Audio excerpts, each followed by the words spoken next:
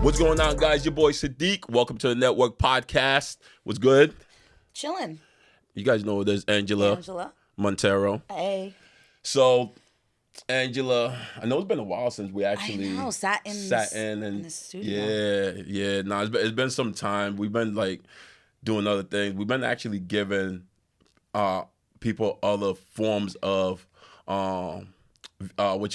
interviews, I guess, versus the in studio interviews. I like the mix up. Yeah, no, it's definitely it's definitely cool. You know what I mean? Like giving people different insight and different things, and like just showcasing like small businesses and stuff like that, and like just giving that different vibe that makes up your side. I think that's been cool. We've been having fun with it lately. I know, those are always fun.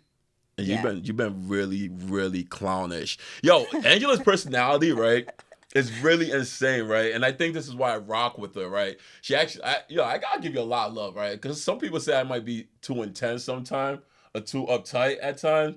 But like when we're on the platform, we're just outside shooting and shit, doing the other stuff. Like you actually bring out that different, goofy character that I usually have in the office. Yeah. You help elevate that even more. Thanks. Well, you be trying to be too cool sometimes. Sometimes you gotta listen. No, you try to be out here. Listen. Try to be out here. I'm like, this dude is funny. I'm gonna show the people. I should be trying to just play. You gotta play it cool, man. It's like, yo, you can't like, I don't know. I don't take.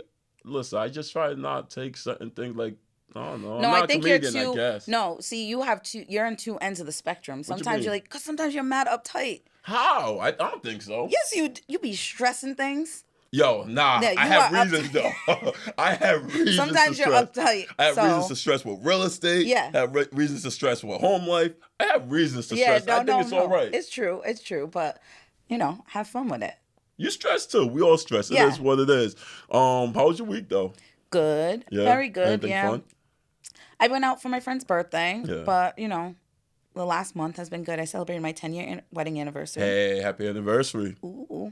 Yeah, we went to Puerto Rico. Nice. How was that? Good. I got tan. Got darker. Got ready. Getting ready for getting Victor ready. Too? Yeah, a little bit, but bit. he's lighter skinned than I am, but he got a little tan. Nah, that's cool. No, my month been like pretty much chill, man, to be honest with you. Unfortunately, I had a great friend of mine who passed away. Oh no. Childhood friend. Yeah, I saw that. Yeah. So that was pretty tough. My brother was cool with him back in the day. Oh, for real? Yeah. Angela? No, Ramon. Gotcha. You know what's crazy? That hit me like when I first found out, when I got the call or received the call, should I say, it didn't really hit me that day at all. But then when we're at the funeral itself, like I was just sitting there. I was having a panic attack. Know what I mean? I had to get up, go to a bathroom, came back. I thought I held it in. But then when I sat down again, I just started crying. Yeah. But luckily, I had my shades on, but tears were flowing. So I had, like, my heart was just pacing fast. So I was like, yo, my boy was like, yo, do you need to get out? I'll go grab some air. I was like, yeah, I got to get out of here. Like, my heart's pacing. I feel like things were tightening up. So I had to get up and, like, just go outside, get that quick fresh air, relax, breathe, control myself, because I didn't realize, with childhood friends, but I didn't realize, like, how much of an impact, he made in my life, especially growing up in the streets and stuff like that. When my parents used to kick me out of the house, I was telling this story at the funeral, to everybody that was there. Like when my parents kicked me out of the house, I had nowhere else to go. Right, I either slept in the car, or I'll ride my bicycle late night through the hood. You know what I mean? But like there was a bunch of times where his family took me in. He gave me a bag of clothes to wear, because I didn't really have clothes like that. So like there was things that he did, that showed a lot of love, brotherly love, and that his family showed me, in return. And like I'll always be grateful, and I'll always be appreciative of those type of love. Yeah. And I don't think those types of emotions will go away. Yeah. I lost my best friend when we were like 18. And he had like a huge impact on my life too. Like my son, who obviously never met him, understands the importance, and it just never goes away. Sometimes, certain songs or whatever, riding around and go through the old street, and I think about him. That kind of stuff never goes away. And I think it's partly because he was so young. Yeah. And you realize like how much life a person had to live. Yeah. So part of like the tears and the emotions are just like, damn, what if? Because it's not the same like when you lose like an older person. Like you still mourn them, but to see a young person pass for whatever reason is always, I feel like, a hard pill to swallow. So. And it's even harder because as we get older, we start noticing, people falling off. I mean, people passing, and that kind of makes me nervous now because I'm getting older. My friends are older, and I feel like at this time moving forward is when you're gonna start realizing how short life really is. So wish the family the best, and gonna love home dude, my boy Jay Oscar. Rest in heaven, bro. Other than that, for the most part, how's work been?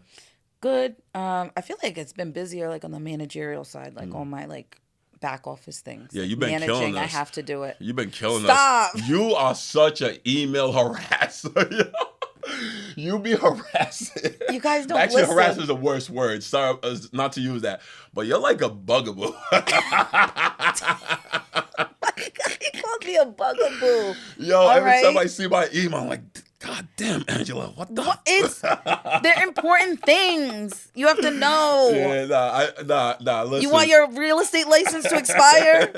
No, I have to harass you. You know what's crazy? Shout out to Sam Alba, right? Alba, for hiring. Not saying nothing wrong with the last manager that we had, but for bringing you on board.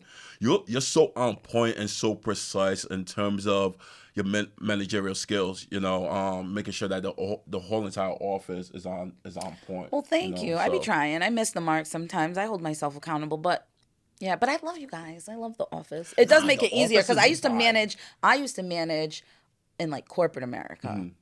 That I would never do again. Mm. That was like, it's different. Yeah. Like in real estate, so. Yeah. But I like it. Yeah, but pay attention to my emails and my texts and the group messages. The only time I contribute is for things that you gotta know. Pay attention. Listen, just because I don't respond, I see the damn harassment. But for the but for the most part, you're definitely on top. You're on top of shit over there. So dope stuff too. Any closings or anything like that? Supposed to have one at the end of the month. I don't know if it's gonna happen, but we'll see. Yeah. No, that's what's up. Hopefully, I could get another a deal closed. Just finally finish that new construction transaction. I saw that check come through. Good for you. I was happy for you. Yeah, that shit was oh my God, that took like 16 months. They were like everybody from the attorney's office, or everybody that new had construction's the worst. Yo, new construction transactions are the worst, yo, but. And because there's just so many factors. There's so many factors and uncontrollable things. In this transaction, all the blame is going to the builders. I'm not putting the builders. Well, yeah, no, but I mean, like, you can't control that. Like, you can't, as a realtor, you can't make the transaction go any faster if a builder's not doing their job or if an inspector didn't come. Like, there's just so many things. But the builders have so much power in this market right now, which is one thing I'm realizing. They have so much power. And one of the things that I've learned that's bothered me a lot is when they go under contract, when a builder goes under contract at a certain price point, and you're going through this whole process, and the market constantly going up, they're leaving money on the table, right? Because now that home value. Yeah. So then they start fucking with you on purpose. Fucking with you on purpose. They want you to get out of that contract. They want to walk away from that contract so they could put that property back on the market for more money. Yep. And that is so like, yo, stick to the deals. You know what I mean? There was a handshake, there was a contract in place, stick to it. But like, there's so many loopholes that goes on during this process that the builders could get away with, and it just sucks because the consumers, the end purchasers, they pretty much get stressed, and they look at you as the realtor, as the one who's at fault, or like it's not even that. And I think one of the things that people need to realize is that if you're buying a new construction home, you have to extremely be patient in regards to the whole transaction. It's so stressful, mentally draining. I got drained. Yo, the last couple weeks, I was getting the emails that was writing back and forth. I was going off on their attorney, the builders. Per my last email. It was crazy, but We got it done, Yeah. and you know, I'm even staying busy on like the remodeling side with my general contractor. So we're Yeah. doing a lot of people's remodeling their porches. We're gonna be doing remodeling a kitchen, half bathroom. We did a bathroom in North Providence, came out really nice. We did another bathroom in You didn't show me. you know Rude. you wanna know what's crazy? That's mad rude. Yo, you know what's crazy? I actually forgot. See this dude like at least 3 times a week. How does that like not come up? I forgot to actually take pictures. Even the clients was like, "Sadiq, you didn't do it before." I was like, "I know, I totally forgot," because I was so busy and so my time was being consumed in other areas that I knew I needed to do it, but I just didn't. Fail. Do better. You know what? You know what, Ange? I'll take that. I gotta do better. It's my fault. You know, I am going to do better next time. I'll keep that in mind. So, but this topic is pretty on point because it is National Homeowners Month, right? Yep. What is that? It's, there be days. I don't know who made it up, but there's months and days for everything. True. February we got Black History Month, we got Women's History Month, we got Indigenous and Asian Pacific Islander Month, and this June happens to be Homeownership Month. See, it's crazy because I've never heard of Homeownership Month. Like, it's new to me. I heard about it on TikTok. Somebody on TikTok told me, and I was like, "Oh, let me check and see if it's valid." But it is. I saw it on the NAR website. No. So it's basically a month to celebrate home ownership and encourage home ownership.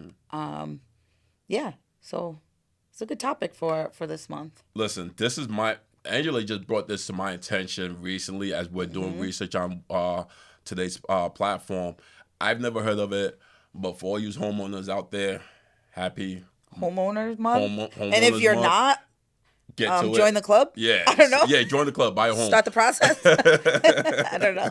Nah, so that's pretty cool. What about in terms of what you call the way that the consumers themselves right now are going through the process of purchasing homes? Do you think, for the most part, that they should stick it through based on what the market is right now? Do you see things shifting in the market? Like, what does that look like? I always tell people, I think if you can afford to buy now, you buy now.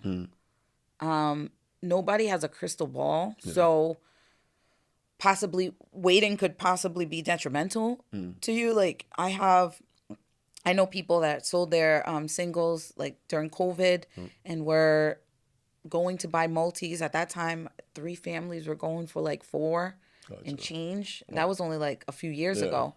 Now those same properties are 600. Yeah. So, and those people were waiting for the market to crash. Yeah. They were waiting for the prices to drop. 400,000 then was a lot. So they were waiting, and now I don't know, what does 600,000 look like to them if 400,000 was a lot? I think people should literally, if you're looking to buy, and this is just based off what I've seen lately when I've been hitting the streets with clients looking at different properties. And there's a reason why I'm going to say this. From what I've seen recently, I've noticed that realtors are pricing homes at a certain price point. So typically a 2-family home is what? $450, $500, $550, about that range, right? I've seen a really nice 2-family home within the Mount Pleasant area recently was priced at $399. It was on one homeowner. They lived in this house for 30 years. Elderly people, meticulously clean, right? Yep. It was dated, but was solid foundation, solid utilities, all that. They priced the home at $399. And guess what? When we went to that open house, there wasn't really a line out there. Really? There was not really a line out there. And I say this because if you are looking to purchase, and I don't know maybe it's the rates that's causing, people not to be out there that much like that. It's setting, I don't want to say setting people back, but people are just taking the back burner for a bit.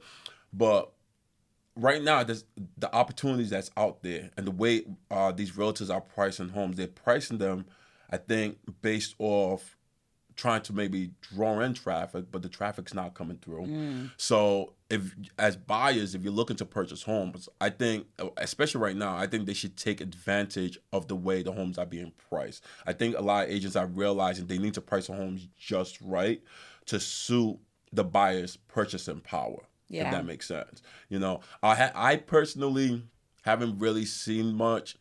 Well, unless if it's a 3-unit, but you know, and that's about 600, 650 itself. You know, but those are nice 3 units. Yeah. When you look at that price point, those are nice 3 units, and you really don't see a huge traffic like that at those open houses. So if you're looking to take advantage of the market right now, take advantage of the market. You're not going to be seeing a slew of buyers out there competing with you from based on my knowledge and what I've been seeing. So if you're looking to buy a home, definitely buy now and take advantage of that. Agreed. You know? Agreed. If you can afford it, do it. And if you can't, and if you don't think you can, I say prep yourself because you don't know what you don't know. Facts. So that's what I do tell people too. Like, make an appointment with a loan officer. Yeah. You might be prepared in 6 months. You might be prepared in a year, but at least you'll know. Yeah. Because I know so many people that have purchased and sold homes that still don't know anything about real estate or their mortgage. So the more educated you are, I think the more comfortable you'll be, because the process can be lengthy and tiresome and mentally draining and exciting too, stressful, all those things. But yeah, get yourself prepped. Preparation is key. I wish, like, when I first bought my home years ago, before I sold it, at that time I was going through a lot of stress in regards to that. You know, I didn't know much about the process of buying a home. I was just following the footsteps of my realtor, right? Following his lead. But there was a lot of stress. I wish now, based on the things that I know, you know, it's easier for me to be able to guide a client, right, accordingly, because obviously it's a knowledge-based transaction, you know, and for the most part, like, as a new buyer, you know, trying to understand and know what you're doing is very, very crucial in terms of purchasing a home, because if you don't know what you're doing, it does get a little overwhelming, you know. So having the right realtor to be able to guide you in regards to that, I think is very, very important. You do need the right person, because I try to separate, like, facts from feelings. And so it can be very emotional for the home buyer. True. You got to allow them to go through their emotions. But although I am in touch with emotions and I'm considerate of other people's emotions, like, from a client perspective, like, I can't do that. I can't be too involved emotionally. I have to step back and stick to the facts so we could get to the closing table for you. Yeah. But sometimes some clients, like, due to their stress, it's almost like their stress could pour into you as a realtor. Oh, I be stressed. I be stressed. I be at home huffing and puffing. I be growling. Like, I be stressed, but, like, I'm not going to show them that. Yeah. I be cool as a cucumber. My daughter be sitting with me in the car, and my phone just go off. Yep. She's like, "Dad, I hate being around you when you conducting your business. I just can't stand you on your phone all the time. You're texting while you're driving. Mind you, don't text and drive. I just have a habit of doing it because I got to continue going." She hates it. Sometimes she just wants to take my phone and throw it out the window. But it is what it is. Yeah. We got to make sure that we're servicing our clients anyways. You know, that's our job. That's what we're here to do. What's going on in pop culture? Pop culture. So speaking of TikTok, so I be on TikTok. I be watching because I'm nosy. I do like TikTok, but I be learning things. So speaking of Homeownership Month, right? Everybody probably knows the Vanderpump Rules drama with the Tom Sandoval and Ariana Madix. Fuck all these people. They're reality show people, but he cheated on her with her friend. So it was like this whole big scandal. So you know, like, he cheated the public, on her with her friend. with her friend, but like had this homegirl all up in her face, like hella disrespectful. Yeah. Like they were just like they be chilling together, and then on the low they be sleeping together. What? Yeah, like the three of them be chilling. They were going out, and like that was her homie. Like that was like one of her best friends, and they had like a 9-month affair. So now they've done all their reunions, and the public has spoken, and she's gotten amazing brand deals, and she starred in Chicago on Broadway. The musical, like she did Dancing with the Stars. Like whole cast is hating on her at this point, but her and Tom bought a house, and he just out here lying in the streets, lying. He really thought that he was gonna have this like, he was gonna have the public be on his side because he tried to tell the public. He'd be on these interviews telling them that he offered to buy her out of their. It's like they have a house over $1 million, no. And he tried to say that he offered to buy her out. He did not. He come to find out he offered her like $300,000, and she was like, "We're not doing that." She'd been trying to push them to sell so they could just go, but apparently he wanted to keep the house. But she's like, "You can't afford it. Like you can't afford me. You could buy me out. You could buy me out, and I'll get out of here. But you think I'm about to? You're about to give me a measly $300,000?" And I think he wanted to. Oh, because he had taken out a home equity line of credit or something for his like new restaurant. So he's like a little bit in the hole, and it's just all this scandal. So watch who you buy a house with. No, that's true. Even like for me personally, they were married, right? No. See, that's married. The thing. I feel like if they were married, they were going through a divorce, the courts can intervene and they can force a sale. Facts. It's kind of like, how do you navigate that when they're not married? So I think for the most people, like when you have, man, I gotta tread lightly here. I really have to tread lightly. He's gonna say some fuck shit, but it's gonna be real. But I just have to make sure I say. God. All right, so when you're dating, boyfriend, girlfriend, and you're looking to purchase a house, there has to be a level of trust to put somebody on a mortgage or on a deed. Because when you do go through a separation, right, and you can let me know if I'm wrong based on your broker experience. When you go through a level of when you go through a separation, now you have to deal with, especially if you're the main person on the loan and the other person just on the deed, it's hard to try to sell that house without the other person. Oh yeah, you know what I mean? We see it. We see it with divorces. We see it with breakups. Yeah, you gotta have that shit tight. So what's the best way somebody could like actually? What do you think is the best? Speak to an attorney and see like what you can put in writing should something not work out. I feel like as a realtor broker, you can't necessarily answer that because that is treading into like legal areas. So I think you should, before you do that, you should definitely speak to an attorney. Because me and Vic's first house, I was not on the mortgage. I was on title. I was like on the deed. Yeah. But we didn't speak to an attorney. But we were also like way younger. Yeah. If I think about it now, like we probably should have spoken to an attorney and made sure. I mean, it worked out for us, thank God. But we definitely should have. And the risk factor is high, I think, because I feel like with a lot of the relationships that's going, like you don't know if you're going to be with this person in 30 days. In 6 months of a year. You just don't know. So to buy a house with somebody that you're in a relationship with, is the risk factor high? Yes. Are there things that you could do to protect the asset or to protect the asset and like be able to walk away from it? Yes. And that's basically either putting some form of contract in place, right? And speaking with an attorney that can actually help navigate and guide that process, and if you're married, obviously then it's easier through the court system because the court can force it exactly to be able to separate I love these topics, and it's kind of a perfect segue for our guests, right? No, not 100%. And the reason for this particular guest, why did we bring this particular guest on? And a lot of it that if you know what we've been talking about, keywords that we've been using, stress, anxiety, mental, is because first last month was Mental Health Awareness Month, correct? And this month is still mental awareness, but men's mental. Yeah, I think so, right? I believe so. I believe this month is men's mental health awareness. So the most important thing that one of the reasons why we wanted to have a mental health conversation on today's platform is because, especially through home ownership, right? The correlation between mental health and home ownership is not spoken about a lot more online, right?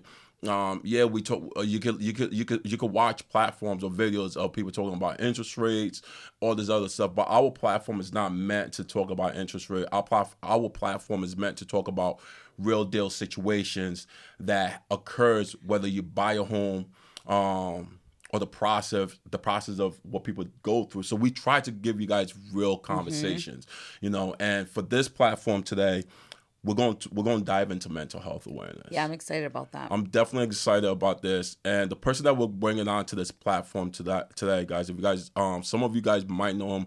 I call him basically a micro influencer in the city of Providence. The guy's well known in Providence. When I be out and about, he's also a promoter on the side. Psychotherapist. Yep. All right. 10 plus years experience. 10 plus years experience. He does a lot of content.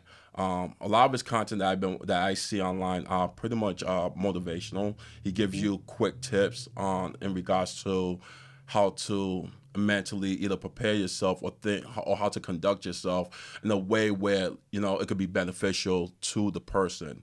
The guy's very influential, like I said, in the community, and so this individual, his name's Ray Lambert. Yep. So when we do come back onto the platform, you guys gonna have an opportunity. We're really gonna have a really deep conversation. The dude's very well spoken, very intelligent. I've already sat down with him before. I believe we had like a men's group. Oh, that's nice. It was some. I think I spoke on this probably a couple months ago. Yeah. I posted up on social media too, and he really I've never really saw him speak in front of people, but that day I was like, all right, you know what? And then it just clicked in regards to how we want to tie this individual in. Yep. So when we come back from our quick break, you guys going to definitely meet your boy Ray Lambert, and we're also going to talk about mental health in correlation to home ownership, and hopefully how you guys can navigate that. Yes.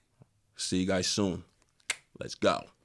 Episode is brought to you by Caltif Investments and Consultants. If you're looking for investments for new construction, home, or renovation project, they definitely can provide that service. If you're looking to rent or lease a property, Caltif Investment is the way to go. If you're watching this from our Instagram page, definitely their handle will be within the body of the post. If you're watching the full episode on YouTube, definitely send me a message and I'll definitely connect you. It's called the Network for a reason. We're back, guys. Yes, we are. Welcome back. So we have our guest Ray Lambert on the platform, and we're gonna have an amazing conversation, and we're just gonna get right into it. Ray, if you don't mind, talk to the people, introduce yourself, let them know who you are. Sure. So my name is Ray Lambert. I'm a licensed psychotherapist here in Providence, Rhode Island. Like you said, I have about 10 years experience. About 1.5 years actually licensed, meaning like I can have my own practice and bill insurances directly, stuff like that.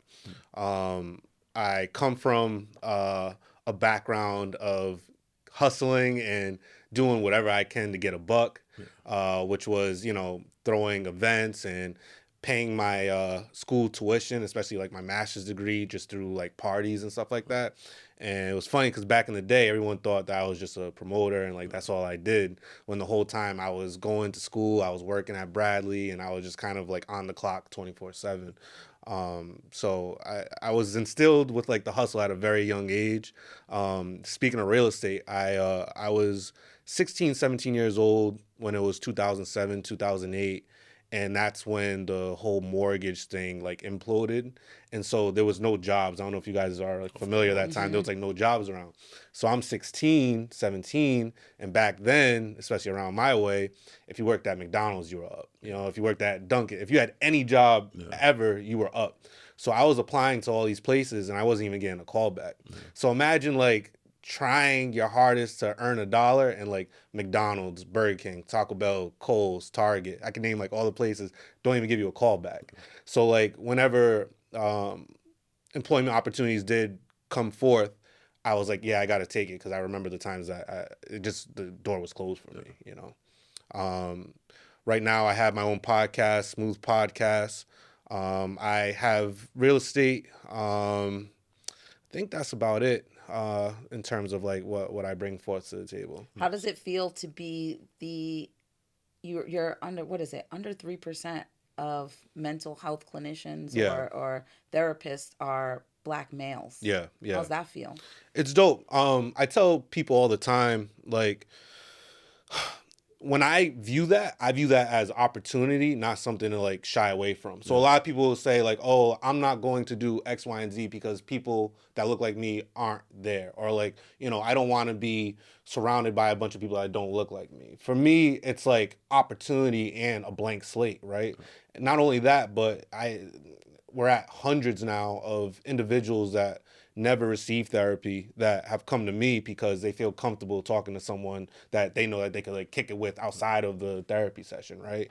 And so to me, bringing forth a different element of just do what you want to do, like outside factors such as like race and religion and all these other things, it's like you need to design your own path. You can't let society design the path for you. Facts. And so from high school, maybe even middle school, but definitely high school, I knew I wanted to be a therapist. So I just like stayed that lane. I didn't, if I don't think there's any black therapists that were in my high school or anything like that, but I had people outside of the school that I looked up to, and that's how I kind of created my own path. I think we have this like vision of like therapy, old school. You lay on the couch, and there's this like suit tie, and he's like, yeah, for sure, tell me about your feelings, and using like vocabulary that's just like so far over your head. And I don't think people realize how important it is to have dialogue with your therapist and for them to understand where you're coming from, whether it's like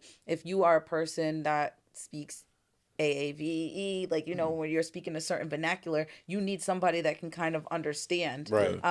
I've seen like videos and things online where there's like kids in schools and they're just using slang, but like the therapists or the counselors in school don't really understand it. And they're like, oh, they said they're going to blow up the bathroom. Yeah. It's like, oh, you don't know what that means. No, we have to, and it's just things like that you don't really think about. Yeah. But it's super important to choose your therapist based on like, can you sit down and have a conversation, and how do they actually understand you, your culture, where you come from, and all that. Right. And I pride myself on being able to kind of navigate in any kind of room I'm in. Yeah. I think that is a dope part about being from Rhode Island too, is like, it's like a kind of a big melting pot. Mm-hmm. So like, if you just kind of like go outside of your circle, you'll be able to like entangle with like other people from other races and stuff like that. Like, I went to East Providence High School, which is, a big public school. And then I went to Boston College, and then, it was a shocker for me because growing up, the average person to me was Portuguese. And then like Portuguese is very different from like Boston College white person, right?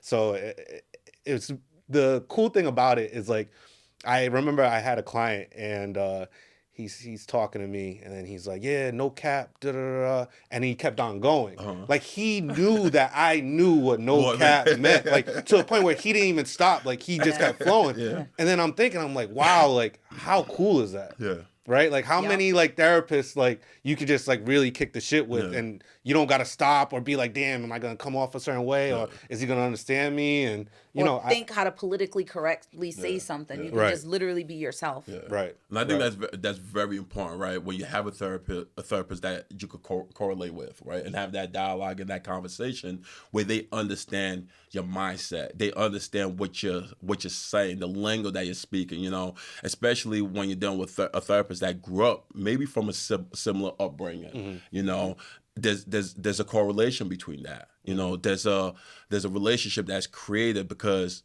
that one individual's paradigm could line up with your paradigm as a therapist, and you could actually be able to navigate a conversation to help that individual out. And I think that's really dope when it comes to being a person of color, especially a black man, and being able to navigate a conversation to help other individuals out that you understand, that you see, and you could put yourself almost in their shoes and be able to help them navigate the situation that they're going through.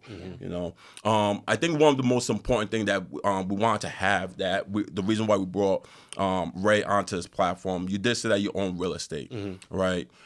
Before we even dive deep into it, I want to understand from you, right?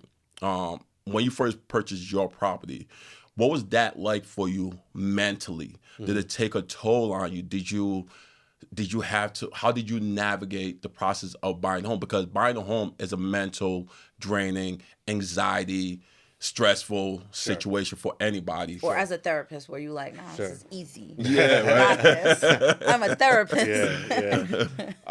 So to keep a long story kind of short, I'm huge on sacrificing short term for the betterment of a long term thing, right?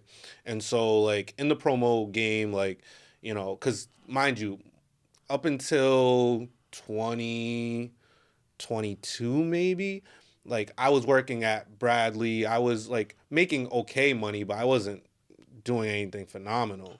Where I was making most of my money was actually promoting events. And so there was times where I would hit a lick and I would have the craziest, you know, weekly events, and it would be money that like I would just like spend on dumb shit, right?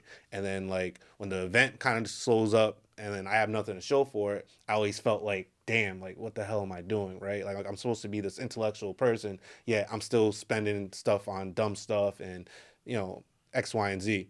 Fast forward a little bit, when I had like the second kind of forthcoming of like getting a lot of money, I was like, okay, I got to do right by it this time. And, you know, you look up however many interviews of millionaires and stuff like that, they all have one thing in common usually, and it's real estate. So my father owns a 2-family, which I was raised in and my cousin was raised in upstairs, but none of my immediate family has ever had like a situation where they're renting out like multiple things and it's like passive income for them. So I had to like do a lot of YouTube studying on my own. And then I had to plan it out, right? Like I think when a lot of people get kind of like anxiety driven and get nervous about real estate, it's simply because they don't give themselves enough withstand of time to understand what they're getting themselves into. Like I saved for my multifamily probably for like 2 years. And the reason why I was able to do that is because I was like, okay, you know, at the time I probably needed all in all, like maybe like 22K, right? So like no one's just gonna like come to the table, oh, I wake up and I have $22,000, right? So I was like, okay, $22,000 divided by 24 months, whatever that is, like, you know, and then divide each month into the week. Like how much of that? You reverse engineer. So it's like, so then it becomes very measurable. It becomes very like, okay, I can do this and like check it off and I feel accomplished by it. So this whole time, as I'm saving up, I'm also studying. So in 2 years, when my money was situated, my mindset was also situated on what's a good deal, what's a bad deal, what should I look for, things of that nature. So to make it short, I gave myself enough time where I became knowledgeable, not by accident, but it was very purposeful. Like you gotta be purposeful. People act as if, you know, things just happen and people just become good at things and people just become knowledgeable at things. Like, no, you gotta put time in. Facts. Now for individuals, so you own a multifamily home now. Did you ever feel like when it came to the financial aspect, and this is also a question for the people, right, in terms of how to manage this mentally, do you ever come to a time where like maybe it was difficult for you to be able to pay a mortgage and then mess with you mentally, right? And for those that are dealing with that now, how should they handle their depression, their anxiety, their stress when it comes to the financial aspect of handling a mortgage payment or just handling the overall concept of a house? Sure. So just like all my clients, I'm gonna keep it all the way 100 with you guys, right? So personally, I've never worried about paying my mortgage because I bought very smart. And for anyone out there that doesn't have any property or is looking for just like an easy way to go by it, I always use like especially when it comes to multifamily, like 2/3. So like if 2/3 are occupied, that should pay everything. And that gives you a little bit of breathing room if, you know, one person's late or one person doesn't pay at all, or you're going through an eviction with somebody, which I did before. Like the 2/3 kind of like set me straight to a point where I was good.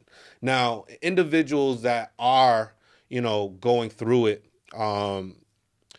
there's a couple of things, and I'm gonna give a lot of people some tough love here. So the first thing is like understand why you're there in the first place, because people aren't just getting mortgages today, right? Like it's a very thorough process. So that means at some time, at some point, especially you had 2 years of employment, you had X amount in your bank account, right? You had all these things working for you. Why is it not working for you right now? So you have to ask yourself, damn, like what the hell happened? Like what am I doing? Right? That's the first thing. The second thing is, under no circumstance should you tell yourself that you cannot kind of overcome this situation, because as long as you delegate it into measurable small steps, you will win. What happens is we take these big things such as, being late as a mortgage payment or eviction, and we view it as a whole. Instead of saying, okay, so similar to what I did, if I can put X amount for every 4 days, every 5 days, if I can talk to this person, talk to the landlord, hey, what if I cut the grass for the whole, unit? Like, be creative. Like, don't let the circumstance define you. Try to define the circumstance. And I think that's like super important. Yeah. For people, for those individuals that are a couple, right? Especially, I think we spoke about this, right? Where typically it's the man who handles the overhead, the house expense, the mortgage payment, Sure. all that.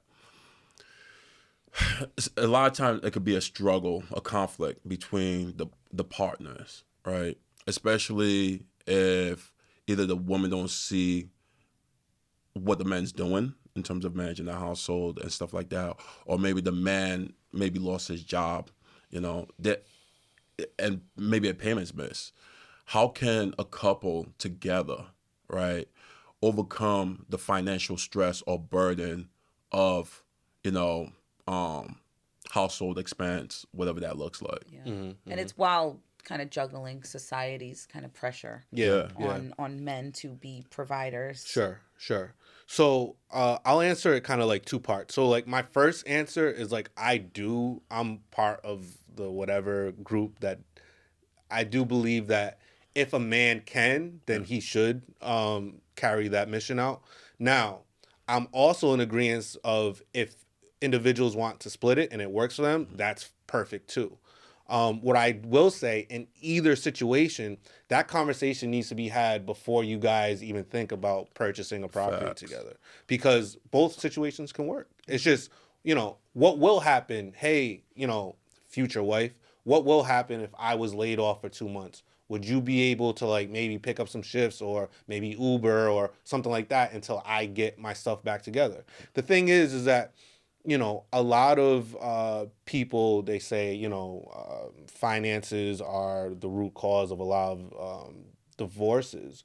But I believe that it's actually communication. We be talking about that. I say that all the time. Yeah. And the reason why is because it can be finances, but imagine like letting your guard down as a man and saying, hey, babe, like I need your help this month. Yeah. Like I don't got it. Being vulnerable. I'm not going to pretend to you or lie to you. Yeah. Like I don't got it right now. Yeah.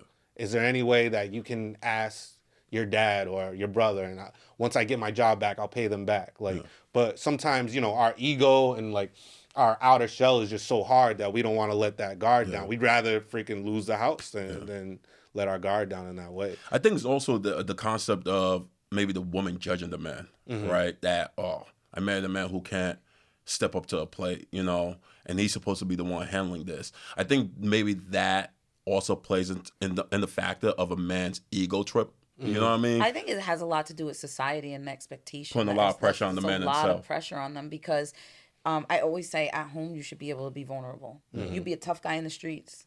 Right, you could do all that in the streets, but at home you should be able to be vulnerable. Yeah, like you should be able to cry. You should be able to like look your worst, because I know like just from that, like I'd be in my bonnet, I'd be with pimple patches, and it's true. Like I am the most vulnerable at home. You're not gonna catch me in the streets like that. Yeah. And I think it should be the same. A man should be able to be vulnerable and not listen to the noise that society has. You're not weaker because you asked your wife or your girlfriend, hey, I need your help. And me and Vic's first apartment, he got laid off real quick, but when we went into it, we're like, we need to be able to pay for it on one income. So was it still stressful? was it, I think, a blow to his ego, especially since he had just graduated, got a good job in engineering.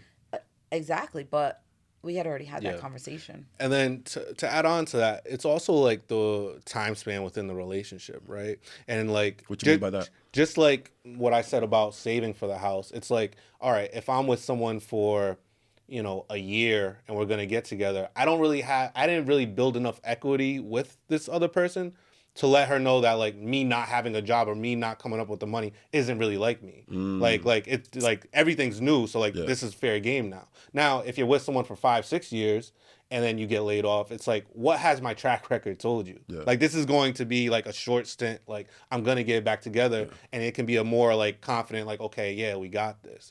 I think it's another case of just like not rushing. Like don't rush. Make sure the communication is right. Everything's out in the open, and have the uncomfortable conversations now, so you don't have to have them when it's too late. Yeah, no, that's facts. For me as a man, right, I try to put myself in a position where like I do believe in that a man who's in the position financially should take care of the household.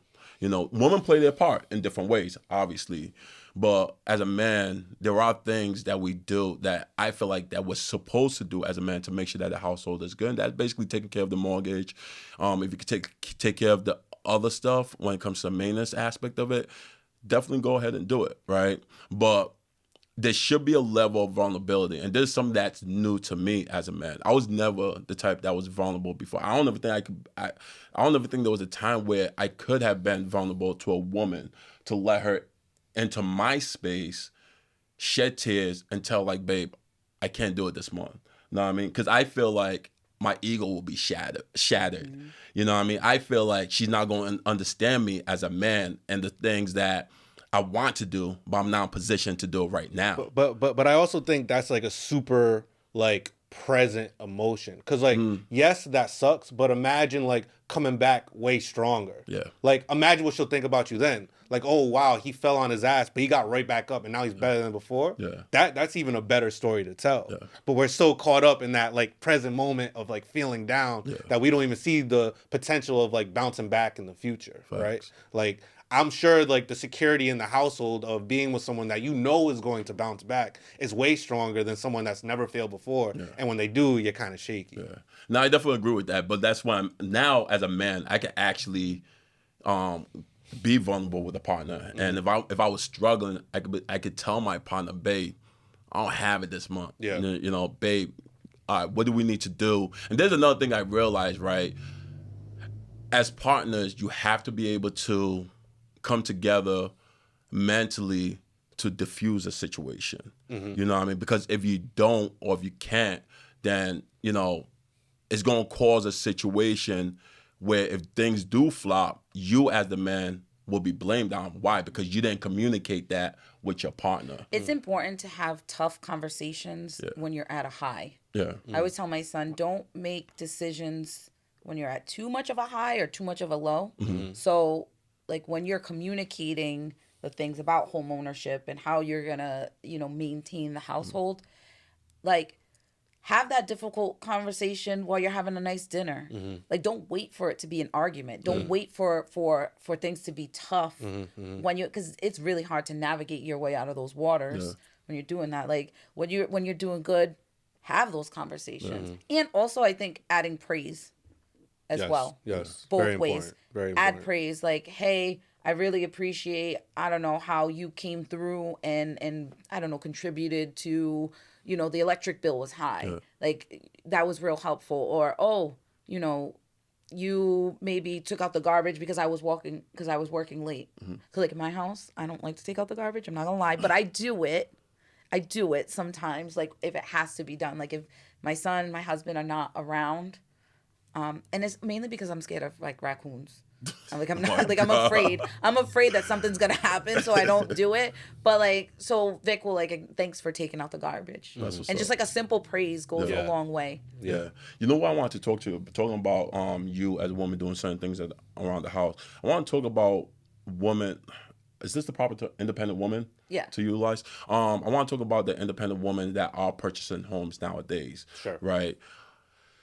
I've spoken to a bunch of independent women, and I think one of the things that they finally realize, right, is that the stress behind owning a home, right, that comes with it, right?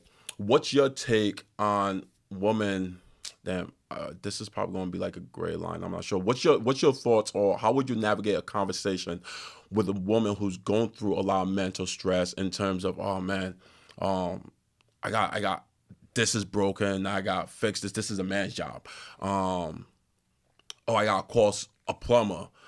I wish I had a man who could call the plumber and handle this situation. Now they have to go through that on their own, and it's it weighs on them a lot based on the conversation that I have, because they wish that they had a partner to take over that part of house management. Okay. So what I would honestly say is a lot of people view the big key in front of the house and they want to take that picture of like just buying a house, right? But when you buy the house, you buy all of that bullshit too. You buy like the sink breaking. If your house in a bad neighborhood, you might, have some like rodent issues. Like you buy into that too. So you can't buy the nice picture that everyone's like, oh my God, congrats, and not buy into the bullshit too. So like first it's acknowledging that this is what you bought into too. Now, using resources such as like family members and stuff like that, cool. What I would super be against is like you trying to get a man just to solve your home problems. For one, that kind of proves to yourself that you are incapable of doing it, which usually isn't true, right? Like after like a certain amount of time on YouTube and like actually giving forth an hour of effort towards something, you can usually do pretty much anything. And that's a real tough pill to swallow. But like a lot of people say that like they can't do this, they can't. It's like, how much effort and how much time did you actually put towards that thing? I promise you it's less than 20 minutes. So like how can you even like garner that, right? The second thing is it also lowers self-esteem, because when we have a problem and we have to look outside of ourselves to fix it, we are saying that us alone cannot do it and we have to lean on something else. Which is why, like, unless it's like extreme circumstances, I'm usually against medication 90% of the time. I'm usually against like, vices, of course. I just like to like have a problem. Like I think problems are actually like magical because it makes the person evolve. So you can either evolve or you can quiver, right? But if you evolve and you like meet that problem and then you proceed, you become a whole different beast. And if you think about like some of like your most proudest moments, they're usually equivalent with the most troubling or the most problematic time, right? Like when people cross the stage for college, like, yeah, they're happy about college, but they're like, yo, those finals, it was some shit, right? So if all the finals happen and they were like, nah, this is too tough, they never get to walk that stage. And so I believe that home ownership is the same thing. When you buy home, when you purchase a property, you're purchasing the problems with it. Problems are going to happen. Now, you can deal with it in a way of like, I'm going to take this on my own. I'm going to learn. I'm going to give myself some time. I'm going to use the resources I can. Or, you can, I guess, I wish I had a man, but I just don't think for the long term that solves any problems. And to me, there's not a problem with asking for help. Like, okay, I'll probably try to fix things. Like I'm okay with being a little handy. You're handy. No, but I'll try to be a little handy. But I'll tell you not what, all women are like that. But I'm not touching electrical. Yeah. Like I'm not doing it. I'm not trying to get electrocuted. So like it's fine. Like if something needs to be fixed, I know I have Vic. He could do it. But if I needed to go outside and hire someone, like that doesn't make you a weak person. For all the independent women, because like this is several episodes back where we were talking about home ownership and the fact that single women are kind of leading the pack. In new homeowners. That's something to be so proud of. But you're not like less independent by hiring out or for asking for help.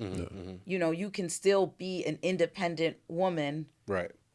That still requires assistance, whether it be from a man or a woman. Like it's okay to ask for help. No, facts. Because there was this content that appeared on video. Kiara Duncan. She was like, I hate this. I can't believe I bought this house. She owned a home for 3 years. She fucking hates it. Yeah, she was like, I can't believe it. Like, I should be happy, and I'm not. Yeah, she's not happy. But I think it sounded like she was like somebody didn't prep her, because most of her beef was the fact that, you know, her taxes and insurance went up, and so it changed her mortgage payment. And I feel like that should have been a conversation her mortgage loan officer should have had with her, realtor, because I have a mortgage background, and we did talk about that. You know, you split out your principal, interest, taxes, and insurance. Like, you should know how that works. And you know, the tax records are public information. Like, I mean, you can pull up a Zillow listing and it will show you what the taxes were in 21, 22, 23, and 24. Right. And it will tell you whether or not they went up or went down. Usually, taxes and insurance are not going down. Yeah. And so that's why I know it's important not to like max yourself out either. Yeah. You can't do that. And she spread herself. I think she spread herself thin from the beginning, unfortunately, and it sounds like she didn't have proper guidance. And people just need to know in general that when you have a mortgage, there's over the course of time, especially after a year of owning the home, if you do any renovations to it and it's reported to the city, you know, putting this out there, your tax, they're gonna apply that to your, what is it called? Your tax assessment. Yeah, they're going to apply it to your tax assessment. It's going, and in return, it's going to it's going to not affect your as mortgage drastic rate. as we thought, though, because I spoke to Some people. It's been drastic for some of my clients. It's been drastic because I have clients who call me, "Hey, City, why is my mortgage payment is this? Why is it now almost $1,000?" They stress over that. They're like, "Yo, I'm gonna get ready to sell my house if this shit goes up again." Well, because tax rates are going up. But what I did speak to, I want to say it was it West Warwick, a town assessor, a tax assessor in West Warwick, and we were discussing that about, you know, the assessments going up, and they were saying they're not drastically going up during home improvements unless you're adding square footage. So, I mean, they're not going to know that you remodeled your kitchen or your bathroom, because even if you're pulling permits, it's not how it works. But it is based on your area.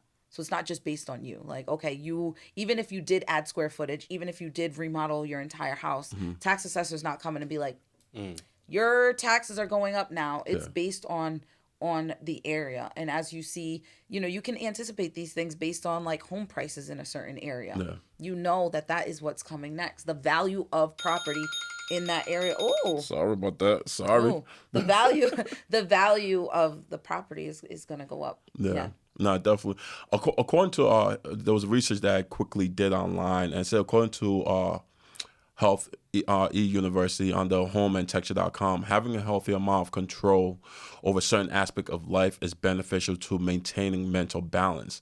How does homeownership provide a sense of control, and in what ways can it prevent mental health problems such as anxiety and depression? Well, having control within, like, you know, your home and your mortgage, obviously, for one, shelter, right? One of like the basic necessities of life. So understand that you have a place to rest your head every day. That's obviously going to help when it comes to, like, you know, feeling good about yourself and things of that nature. When it comes to buying right, I think that kind of what you were saying about society earlier, I think this needs to be super individualized and not given to Instagram or Pinterest on like the house that we should buy. And kind of like the lady that you just said, I do believe that she kind of like bought wrong too. I think that we all need to kind of understand our own situation, because if we buy right for our own situation, we will have peace of mind. And when we have peace of mind, like, that is, you know, the opposite of depression and anxiety, right? Like, when we're scraping up penny by penny and we're worried about making the next payment, that is what anxiety driven is. What about systemic issues such as racism, discrimination? How does that impact a person's mental health? I would say if they let it. I think that there's how we want the world to be, and then there's how the world is. And the more we're in accordance of like what's happening versus like what we want to happen, we end up seeing the world for what it is. And if we kind of like abide by reality instead of like fantasy, we'll be in a much better state. So like, I don't expect every person to like black people, right? So like, if I did come across someone that was racist, it's like, oh, that's unfortunate. But like, yeah, people like that exist, right? I'm not like, oh my God, I can't believe like this person and X, Y, Z. Like, no, like it's a fact. It's a part of reality that people like that exist. Thank God that there's more people that don't exist like that, you know? Yeah. We have a game that we typically play. Oh, yeah. You know. This one was hard for me to come up with, too. I'm just going to say that. Was it? Yeah. Why? Because I need to preface this by saying I felt like a lot of stress and anxiety with this show because I feel like it's such an important topic. Yeah. And I know we only have a short period of time. Sadiq and I spent some time like kind of brainstorming. Yeah. We started spiraling. I was like, whoa, we need to take a, like, because it's such a broad topic, you know, mental health. And so when I was like thinking about the game, I'm like, I don't know what we're going to do. But this game, I normally name like people or things. And then you have to just respond with one word. Okay. So, are you ready? And any like kind of meaning afterwards why I said the one word? No, or you just leave it could. on You one could word? at the end of the game if you want to explain a little. If you want to explain, yeah. But just like one word. If you need to do two, then we'll let you cheat Hyphenate a little too. bit. Yeah, hyphenate. We'll just throw hyphenations in there. We would, you know, we're not grammar police. Good. Okay. All right. Number 1, group therapy.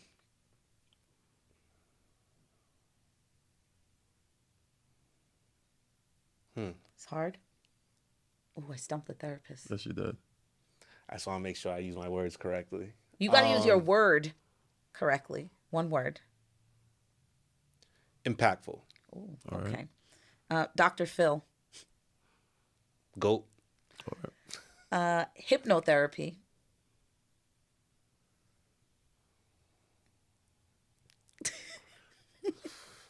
Oh, I'm doing good this time.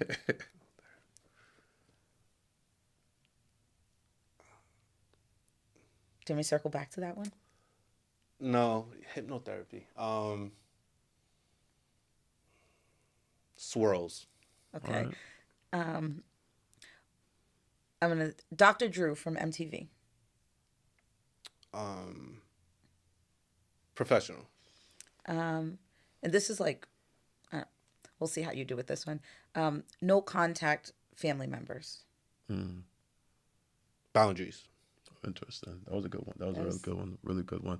Well, I want you to touch about what you mean by swirl for hypnotherapy. Yeah, just a swirl that gets hypnotized. What was the first thing you thought of? Hello? Such a blonde moment that I just had. Yo, that shit was so fun.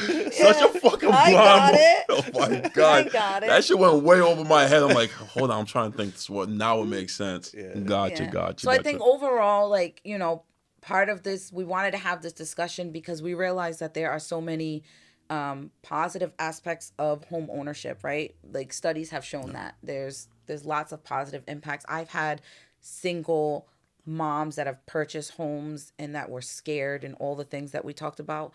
But, you know, when I check in with them 3 years later, they're doing so much better. They've excelled in work, you know, because it's almost like they have this like more drive. So there's a lot of positive aspects to home ownership. But even though it's what we do and it's how we make a living, we also wanted to talk about the negative aspects of it because that's just keeping it real.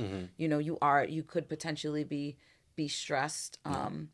We know that like suicide rates are up for whatever reason, and lots of divorce rates and people are suffering a lot from mental health. So we just felt it was important to highlight that so people understood they're not alone.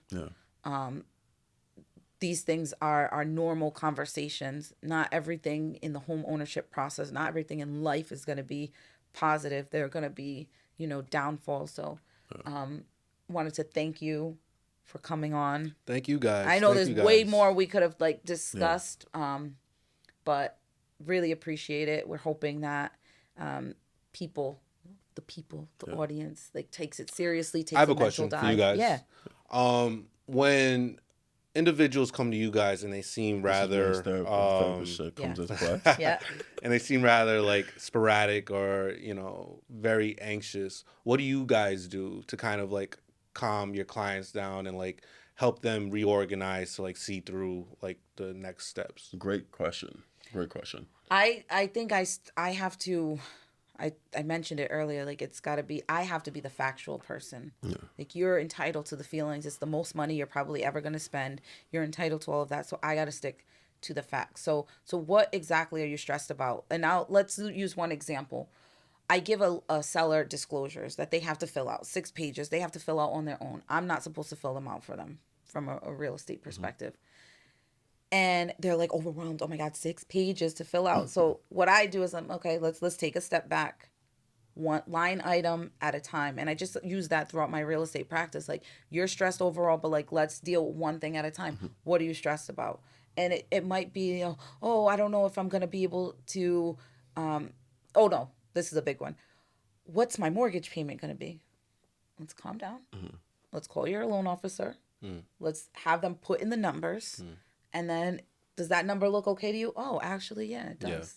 Yeah. I think it's just breaking things down. What you do is great because it's actually what I tell a lot of my clients. And what it is instead of letting anxiety make you come up with like a bunch of questions like, what is my mortgage payment? How am I going to pay it? The tax and stuff like that. You have to format your anxiety-driven questions into actionable goals. Yeah.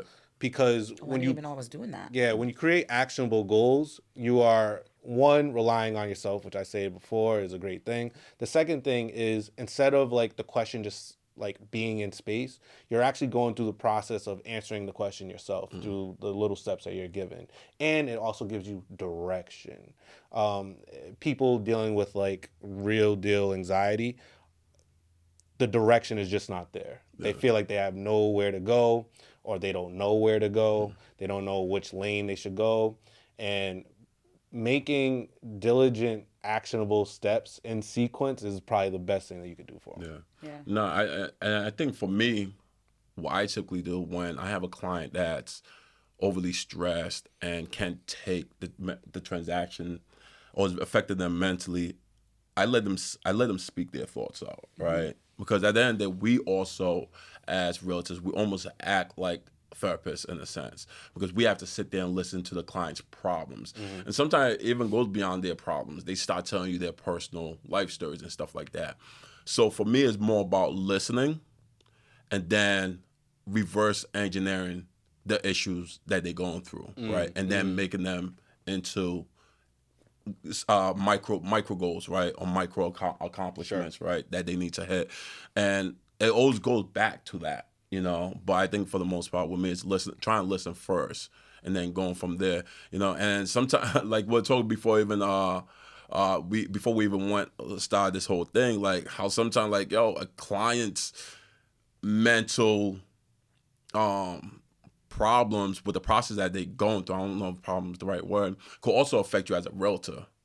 Because now I'm consuming their energy. And now I have to force myself to actually take the seat back and just like listen and like not try to overreact. Sometimes that shit could be I've hard. lost sleep over deals. I'm not gonna lie. Like you gotta be, like I said, you gotta have like a good front on for clients. But I've lost sleep over deals. The other thing though too is that like what are the end goals for, like there's just different choices, right? Like, okay, you can keep complaining, right? What is that going to do for you? Facts. We can figure this out and then you can go this route, or you can just say, you know what? I'm not going to buy a house. This is too stressful. And what do you want to accomplish? Do you want to keep complaining or being stressed about the things? Do you want to resolve the problem, or do you want to give up? Right. Like you got to give those choices, and they're very realistic choices. People sometimes like that can be a hard pill to swallow because it's like, now the ball's in your court. What are we doing? And I'll help you do whatever. You want to back out of the deal? I'll help you back out. Yeah. If you want to continue to complain, unfortunately, I can only do so much. Yeah. I can only like listen so much, and then if we want to solve the problem, like I'm better at that. Like let's do that. Yeah. How can people reach out to you, Ray, if they ever want to have a one-on-one conversation with you? Sure. Email me at Lambert Therapy Wellness. That's lamberttherapywellness@gmail.com. Gotcha. You can DM me, but I'd rather just go the email route, honestly. Yeah, that would probably be the best way to go. But if they do go on your, what's your Instagram? Because I know you have your link tree. Sure. Instagram, RAYYYL. So that's Ray L with 3 Y's. Yeah, they can go on there, and then my link tree, like you said, you can book a session. I don't know when this will be dropping. I'm booked out for June, most of July. Thank you. But for the majority of like the summer, I'll probably still take on a few more clients. So that's what's up. Yeah. Now, congratulations on the power plays that you have going on, and definitely a big shout out to you in terms of helping the people in our community. Because the people in our community, we do need that. There was a one point in time, actually for the longest time, and maybe it's still current, where Black men didn't believe in therapists. Or families themselves, just of people of color, didn't believe in therapists, right? But now it's becoming more of an accepted thing, and I definitely want to say once again, thank you for that, and congratulations on, being booked out and playing a pivotal, or actually better word, more of an impactful role to the people in our community. All right. So shout out to you. For those out there that I wish this episode could dive deeper in terms of the suicidal rates when it comes to like home ownerships and how like it could, like how couples situations could affect, or maybe kids situation could affect, and leads into suicidal rates. But we didn't have enough time, like Angela said. There's so much that's involved into when it comes to mental health. But what we do have for anybody that's out there going through mental health situation in a household, or they're thinking about committing suicide, whatever the case may be, hopefully that doesn't lead to that. Please, there's a number that you guys can reach out to. All you just have to do is dial 988, which is the suicidal prevention hotline. And also, if you need a therapist to talk to because you're going through real deal home life situation, whether it's financials that's causing a strain on the relationship, or the communication lacking in the relationship or within that family household, so you guys could be able to move forward and progress as a unit, you could definitely reach out to a Rael, who's a local therapist in the state of Rhode Island. Are you only licensed in Rhode Island? Yep, I'm only licensed in Rhode Island, but I have some clients from like out of Rhode Island. Gotcha. And it's basically like if you're a client that lives in Kansas, it would just have to be out of pocket. It can't be insurance. But if you have a Rhode Island insurance, but you live in Florida, I could still run your insurance to make it happen. Gotcha. So as you heard from the man himself, there's ways that he could definitely still provide this service for you guys. And on top of that, if you guys have any, for all our viewers out there, please definitely that's listening in, please like, follow, and share, and engage with the content. We definitely do love what you guys are doing, and the polls as well. Definitely engage with the polls, and you guys know what it is. It's your boy Sadiq and Angela, right? And catch you guys on the next flip side. Let's go. Peace. Peace.